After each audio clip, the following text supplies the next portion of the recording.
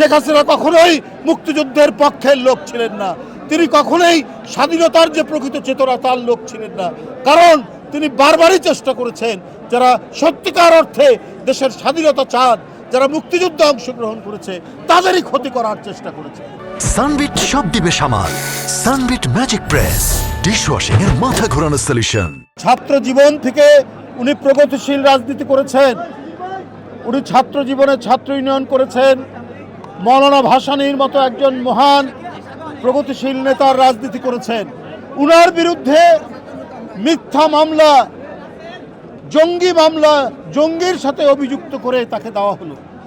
অথচ যার জীবন কেটেছে এদেশের গণতান্ত্রিক প্রগতিশীল রাজনীতি করার জন্য, তার বিরুদ্ধে অপবাদ দিয়ে, জনগণের কাছে অপতথ্য দিয়ে বিভ্রান্ত তৈরি করার চেষ্টা করেছে। অথচ যার মন্ত্রিত্ব করেছেন, উনি এমপি ছিলেন কয়েকবার, ঢাকায় উনার কোনো বাড়ি নেই।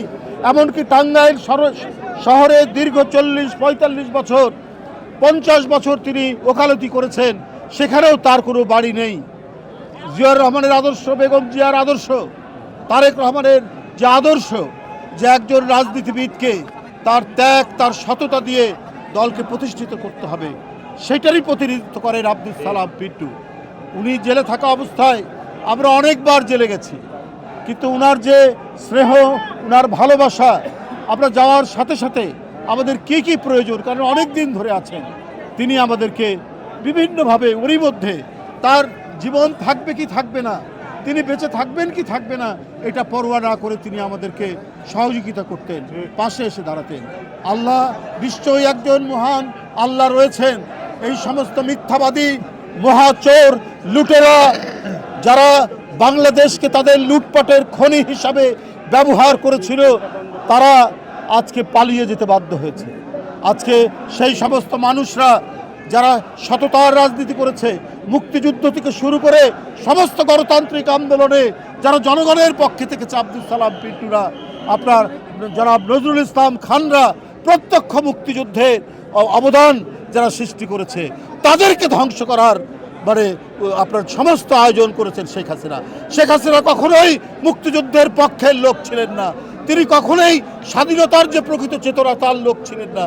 কারণ তিনি বারবারই চেষ্টা করেছেন যারা সত্যিকার অর্থে দেশের স্বাধীনতা চান, যারা মুক্তিযুদ্ধে অংশগ্রহণ করেছে, তাদেরই ক্ষতি করার চেষ্টা করেছে। যাই হোক, আল্লাহর কাছে আমরা অশেষ কৃতজ্ঞতা জানাই যে আব্দুল সালাম পিন্টুর মতো মানুষকে আমরা আবার ফিরে পেয়েছি। যে কথা উনি বলেছেন, এই যে ছাত্র জনতা নিজের রক্ত ঝরিয়ে, নিজের জীবন দিয়ে এবং 15 বছর এদেশে জাতীয়তাবাদী শক্তি, গণতান্ত্রিক শক্তি, অনেকে জীবন দিয়েছেন, অনেকে পঙ্গু হয়েছেন, অনেকে গুম হয়ে গেছেন, অনেকে অদৃশ্য হয়েছেন। এই অবদানের ভিত্তিতে আজকে আমরা গণতন্ত্রের পথে যাত্রার শুভ সূচনা হয়েছে। আজকে সেই ভয়ঙ্কর ফ্যাসিস্ট খুনি যে বাংলাদেশের প্রত্যেকটি রাস্তা, গলিপথ, মেঠোপথকে রক্তাক্ত করেছে শুধুমাত্র নিজেকে ক্ষমতায় থাকার জন্য, তিনি আজকে পালিয়ে গেছেন।